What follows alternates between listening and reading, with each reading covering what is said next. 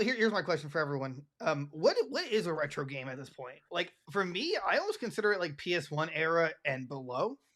But I you feel know, like Yeah, got dropped. like as it stands right now, if you give me a second, I'm gonna have to like pull something up here. I forget where the exact cutoff is at this point, but I want to say like the cutoff was like PS2 era now, or that we're getting to that point. I was gonna say, I think we're close to it being like 360, PS3, and Wii. Like that's almost retro at this point. are we going by just But years? I guess if we're going by like the official nomenclature or whatever I'm supposed to say that or whatever, Big it's words. widely accepted that anything before 1999 would Really? be considered retro. Okay. Really? Alright. So that would be PS1 era. Yeah, that would still count that. Yeah. I knew it. Yeah, I just because I think some people just go by the amount of years it's been out Right. versus like I don't know. I could never see myself saying, "Oh, the PS2 games are retro" because they seem fluid.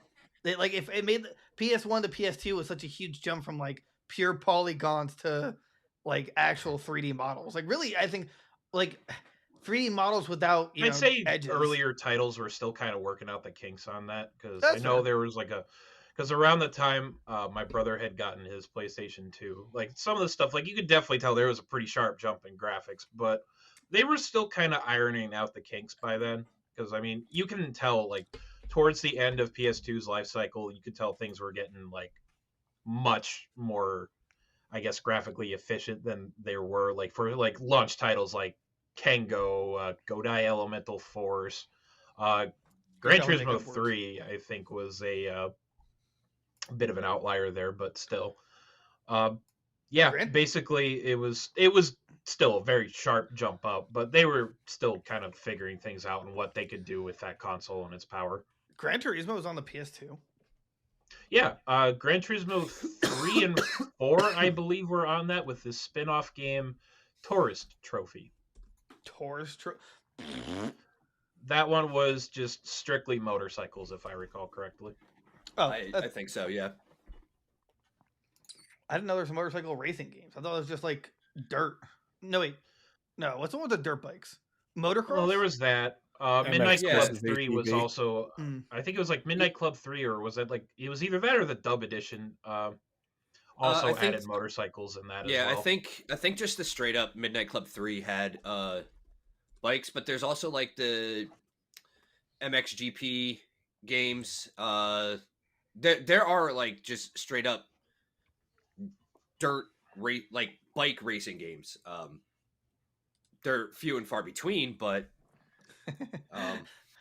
like MotoGP and Road Rash, but I mean it's not a racing game per se. It's a racing game like Carmageddon is a racing game. Armageddon? Twisted Metal. Tell me There's an old one for you don't know Carmageddon? I've never heard of that Carmageddon. Oh my god, it's an old PC Are you game, serious? and yeah. I didn't really Never get heard into of that. It's okay, so you haven't heard of Carmageddon. Have you heard of Interstate 76? What is that? Final Destination 2 or something? Like, what? No, I've never. Oh my I've god, never get this heard of kid out of here. Oh my I've word. heard. Wait, hold on. I've heard of a Crazy Taxi, Okay. I'd still count that, yeah. Burnout. There's that. Need for Speeds, I'm pretty sure, not only did they have console releases, I'm pretty sure Need for Speed also was like predominantly on the PC to begin with. Really? I think Yeah, the I believe in original like one- the old original ones were, and they I still think released so. them on the because the like what was it for like Need for Speed 3, Hot Pursuit, and High Stakes, as well as Porsche Unleashed, were like visually and like almost gameplay wise and everything like that, almost like a different game experience compared to their console port releases. Huh. Let's see. This might be a hot take, but even though retro is like 1999 and below, I consider the first PSP kind of retro because like Oh, it had 100% at this one analog stick. The Like PSP though, it was way ahead of it's a its classic, time. right? all Right. It's ahead of its time. No, I agree. No, PSP was amazing in every sense of the word. I personally consider it retro just based on like its.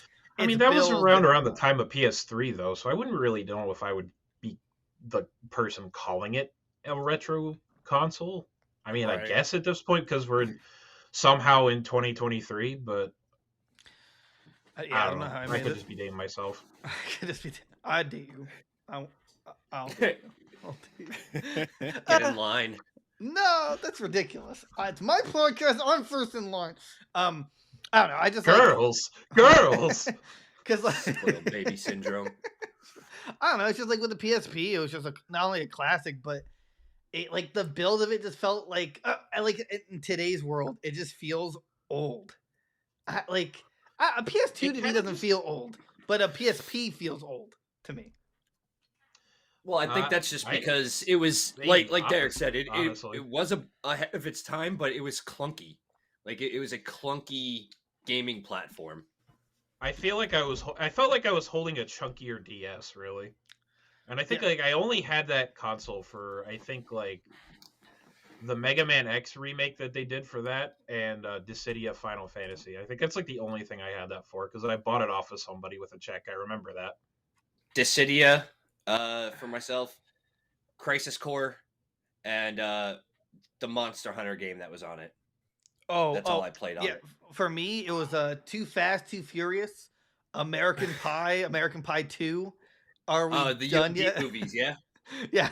If you bought movies for the PSP, you're officially a Giga Chad. I don't care what anyone says. I remember watching a season of Like, American Dad absolute off of Giga somebody Chad. in the school bus while they were on their PSP. What? Pretty lit. Yeah, Wait, somebody got like American Dad episodes on their PSP, and I got to watch that stuff while I was on my way to school. That's amazing. The wonders I of would use modern my- technology.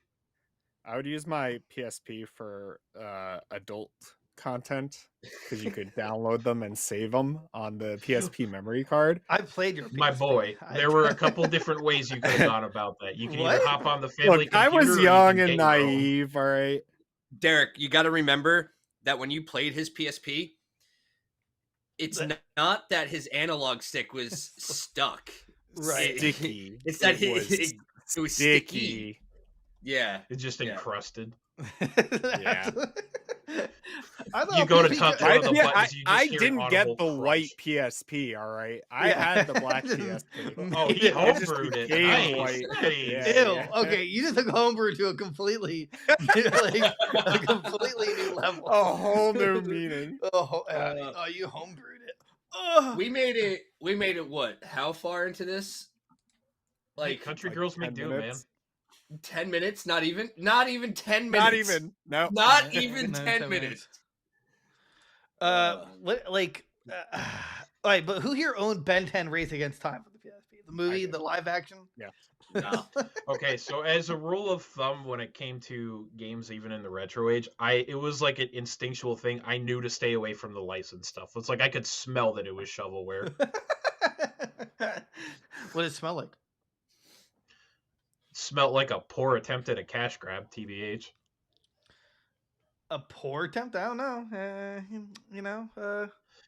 don't know. Because I know some of the licensed games were actually not that bad, all things considered. But a lot of some of the ones I had received in my youth and played were not like. I was a miss. Really?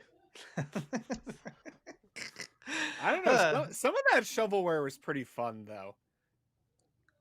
Like what? I can't really think of a specific on PSP. But Okay, so you like- can't even think of a Like on specific. all right. 360, on 360, That's not like there was retro. that terrible Avatar: The Last Airbender game. That's not uh, shovelware though. That was That's licensed shovelware. Shovel- They didn't put any effort. Their budget went all to the Oh, licensing. wait, what about Sneak King and all the Burger King games? Gold? Oh, that Absolute is gold. a Sneak King, example the of it. racing one, Big Bumpin', Big Bump. You're gonna look me dead in the eyes and tell me Big Bumpin' wasn't a good game? All right, come I'm on. not saying that. I'm just saying, are you considering it shovelware? All right, go buy a No, copy. no, no. right Those now, are then. those are like AAA titles. Like, come on, God of War can't compare to Big Bumpin'. All right. They Sneak can't even King had turn out a 5 half decent burger, achievements. let alone a video game. Jesus, That's dude. right. Sneak King had Could you 5 ride the achievements, King's and it was Whopper a all little harder, point-based. please? Yeah. Oh my, the King. That was the glory days of Burger King. Wait, did you say each game had only 5 achievements? Yeah, well, Sneak King definitely did, and it was all point based. It was like get certain amount of points in X level or whatever. Hold on, I'm trying to. Yeah, look it you up. find it because I need to know.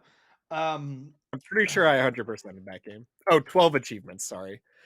Yeah.